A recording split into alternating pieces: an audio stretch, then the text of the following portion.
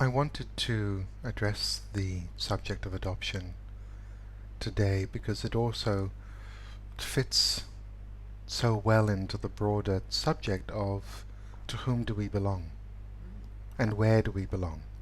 And so this is not only a subject that obviously directly affects adopted children, but it is a general subject for everyone, particularly those people who are the children of immigrants, migrants, and those people who live in the New World.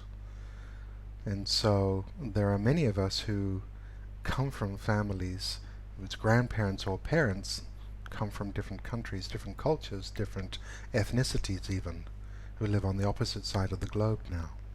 And this is particularly true in countries such as the United States, Australia, New Zealand, Canada, Argentina, all the countries in South America, and also where there are mixed race people with this deeper question of to whom do I belong. If we look at ourselves as being islands of consciousness, then this very notion that if a child is too young to remember something, then it makes no difference, becomes permissible or even allowable, even a recommended viewpoint to have. That's very much a viewpoint that was taken in previous generations and is still very much alive today. This notion that if a child does not remember, therefore it cannot have done them any harm, therefore it can't hurt them. But I personally have worked with many clients who have been adopted. I also have a dear friend who is adopted, and I know from this personal experience that there are much deeper questions of to whom do I belong? Where do I come from? And the even deeper question of why didn't they love me enough to keep me? What was wrong with me? And so this is often the deeper question that those who have been adopted ask themselves. What was wrong with me? There are other adoptees that I've known and worked with who have lived from a space of my adopted mother is my mother, the other one doesn't exist. Simply does not exist. And so there's like a whole part of themselves that is missing. The important thing here is to look at why is the adoption taking place? And so there is the child's perspective, there is the perspective of the adoptive parents, so the non-biological parents who wish to adopt the child. Then there is the perspective of the biological parents, the mother, the father, and in many cases, if not the majority of cases, also the grandparents. One has to ask, where was the rest of the family? Where were they? And so when we look at adoption as a broader subject, there are so many players, so many individuals, and yet the most important individual is often forgotten, and that's the child. And so the deeper question is always, why am I adopting? Am I adopting this child for the child's reasons or for my reasons? In this video, I'm not making a case either for or against adoption. There's no point in doing that. It's a bit like talking about for or against poverty. There are lots of solutions to resolve poverty, but as far as we know, we have had poor people ever since the dawning of time, and we still have it even within developed nations. And so adoption is something that exists and will always exist. Tragedy is part of human life. And so adoption can take place when parents befall a tragic accident and they die, they get killed. It can be as a result of war. It can be as a result of a car accident, when somebody is orphaned that way and then adopted by another. And so there are many reasons for adoption, so it's not as if adoption is ever going to go away. So in order to proclaim something that it's either good or bad would be rather foolhardy. It is neither good nor bad, it is so. It is done, and it is an excellent solution. It is an excellent solution. What would we rather do? See a child placed in an orphanage, which is no place for a child. in an institution. And so we must look at, why is a child adopted? And the reasons are very varied. There are particular pressures that are put on a child if the child is adopted in order to replace a child that once lived. For example, I've had clients who were adopted by a couple whose first baby died, was stillborn, or they had a number of stillborn babies or babies that died at a very young age and finally adopted. And so the child is brought in to fill this deep hole of grief. They are brought in to live in place of that which could not live. And that is a very, very heavy burden. Of course, I'm now stating an extreme there so that those of you who are listening can instantly understand that as well. Yeah, that would be a problem. But I've worked with individuals where that is true. Or perhaps a mother who's had multiple miscarriages. They don't have to be stillbirths. Multiple miscarriages. And so there is an impulse for the couple to have children, to fulfill the needs of the relationship, to bring a child, to create a family, to bring a child into life and to create a family. And so when it becomes apparent after maybe 3, 4, 5, 6, 7, 8, 9 or more miscarriages, that in itself carries a weight. There is a weight of grief because the first pregnancy of a heterosexual couple, it is where paradise promises to be born. So there we have the coming of the Holy Trinity of mother, father and child. And when that child is lost through miscarriage, something is lost in the relationship. And so when that happens multiple times, then the adopted child comes in to exist, to fill that gap, to become that which we could not have, to fulfill the dream that we could not create. And so the adopted child is living with, why did they not love me enough to keep me? Why could not somebody speak up for me? Why couldn't an aunt or an uncle or a grandparent or some cousin somewhere come and get me? What was wrong with me? Why was there so much insufficiency that I had to be given away to complete strangers? So not only do I not have the right to live in the family of origin, I'm now being brought in to replace that which died, or that which could not come into existence. So over here I was not chosen in the family of origin, the biological family, and in the new family I'm the second choice. I'm not the first choice. The first choice was for biological children. So over there I'm not chosen, and over here I am the option. And so when I put it that way, these deeply buried and held feelings can have an enormous impact, Very often adopted children become people pleasers. They simply are here to serve the needs of others, and often do not question when their own needs are ignored. Because after all, if I have a need, and if that need is unreasonable, who then will give me away? Will my friends give me away? Will my adopted parents give me away again? Will my future husband or wife give me away? And of course I realize that there are some adopted individuals who are listening to this video saying, I don't have these feelings at all. He doesn't know what he's talking about. Well, on that level I would agree. I don't know what I'm talking about. I've never been adopted. I have spent time away from my biological family under difficult circumstances as a child, but I've never been adopted. So in that way I freely admit I don't really absolutely know what I'm talking about. But not every healer or someone who works with other people as I do has lived every issue that they've worked with. And so I speak from the experience of having worked with many, many adoptees over many years, which means that I have some experience, but not from the inside, but very close and intimate with the topic.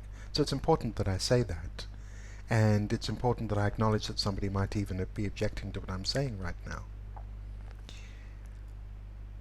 And so it is always important to ask, why is the child being adopted? For whose reasons? Is it for the reasons of the biological parents? Is it for the reasons of the adoptive parents? Or is it for the reasons of the child? And so when the adoptive parents adopt, what is the truth there? What is the need that is being fulfilled? Of course, there are many individuals who adopt children who already have biological children, where there is no issue there of fertility or the ability to bring their own biological children into the world, and so they add to the family that they've got. It doesn't mean to say that these issues don't exist, for everybody knows that even biological children can be brought into the world in order to cement a marriage together. In generations gone by, in fact, even last week I heard somebody talk about this. Have a child. Have a child. You're having problems with your husband? Have a child. As if that will save the marriage. And so even biological children can be brought into the world in order to fulfill a function, in order to fulfill the dreams of mum, of dad, or of the couple together.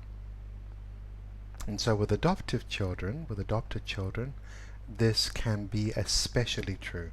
But it is not exclusive to adopted children. It happens with all children. So then we move to the biological parents. Does the father even know? Many children are put up for adoption without the consent or the knowledge of the biological father. That I've come across many times. And so often the circumstances of the adoption itself are shrouded in shame and secrecy. And this also adds a weight to the energy that exists within the family field. It is very important for each of us to realize is that we're not islands, and that we are born into a family story that has already been told and is already being told. And so everything that is present within the family system is keenly felt by us from conception onwards. Epigenetics, by the way, is a new science that is constantly telling us, and it's revealing to us in the past few years, that the trauma of the father is present within the sperm, the trauma of the mothers is present within the eggs, and that this has a direct impact on the RNA and the DNA, and also creates susceptibilities to various illnesses in the children and the grandchildren. And so the circumstances of the conception, the circumstances of the birth, the circumstances of the birth mother's family are very key in terms of the emotional, psychological, mental, and spiritual makeup of the individual who then eventually becomes adopted. So what if they have been kept as a secret from the biological father? How then do they belong? So not only are they then given up by the mother to the adoptive parents, but actually their biological father doesn't even know of their existence. And this is actually quite common. Then there's the other question of, what about the grandparents? What if the biological mother is 15 or 16 years old? Who then gave up the child for adoption? Was it the mother? Or was it the grandfather and the grandmother? Or was the church involved? Or an organization involved? So one has to ask the question, when there is a very young mother who is unmarried or not in a stable, committed relationship, where are the other adults? Mm-hmm. It's difficult to put an age on that. Mm-hmm. It's very difficult to put an age on that, to say, well, all women under a certain age, if their parents don't step in to offer to adopt the child, then the responsibility is carried by their parents. But I think to simply look at it in terms of legal age, well, anyone above 18 years old, then it's none of the grandparents' business. I don't believe that that is right either.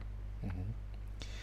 But certainly if we're talking about a 35-year-old woman who puts up her child for adoption, then I would be more inclined to say then the full responsibility sits with her. But there's no hard and fast rules. But definitely I would say, if we're looking at somebody under the age of, early 20s, then the question has to be asked, where's mum and dad? Where are the uncles? Where are the aunties? Where are the cousins? Where is the family? Who else is giving up this child? Who else is giving up this child? And what if this child is given up against the grandparents' wishes as well? And so within this whole topic of adoption, it's not just the event of the child being given away, but it's everything that happened beforehand. And so you can imagine how that would be if you are the grandmother who wants to have your child, but is prevented from keeping her grandchild, either by law or by her own child or son, denying her that right, and gives her grandchild up for adoption. That is also an important story that has a weightiness to it. It has an energy to that. Mm-hmm.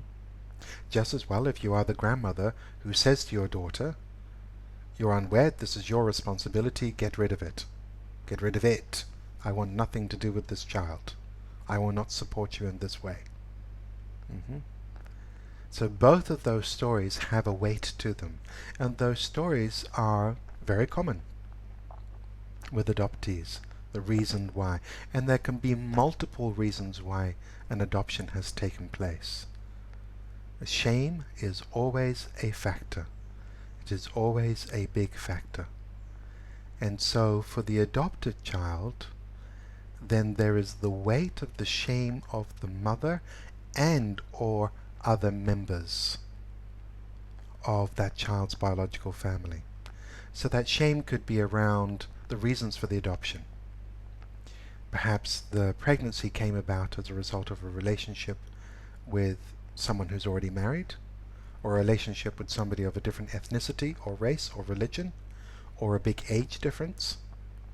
Let's say the mother is 16 and the father is 35, for example. Mm-hmm. Or simply for religious reasons, that there was premarital sex. And so shame is always a factor in this. Always a factor. So there's not only the shame involved in the conception and the pregnancy that is felt by the fetus and the child, but there's also that moment. It's the moment of being given up. That moment of giving up. It is that moment of betrayal, the moment of the handover that can be felt, and it becomes imprinted within the cells of the adoptive person, that moment of being given up, and that can become an eternal cycle that is continually felt. That moment of being given up, that moment of being said goodbye to forever. It is a forever giving bye to, that being said goodbye to, and it is a state of permanent loss that can be there. So that becomes like a cycle of permanent loss, and that also needs to be understood. Therefore, what I want to say is that because it's not remembered, and some children were adopted at a much later age, 3, 4, 5 years old, and so they do remember. But if it happens in infancy, because it's not consciously remembered, it doesn't mean to say that on an emotional level and on a cellular level that you don't remember every single part of it. And so it behooves us to always ask, what does the child need? Why am I bringing this child into my life? Why am I wanting to adopt? Is it for my reasons or for the child's reasons? And there are many things to consider with this topic, and I will cover those in the next two clips. One of them is about the country of origin. If the child comes from a different country, or the culture of origin, how do we as adoptive parents, those who have adopted, form a healthy relationship to the biological origins of the child? Actually also to the emotional origins of the child. There's a lot more to it than just where the child came from. It's their makeup, their complete makeup. Thank you.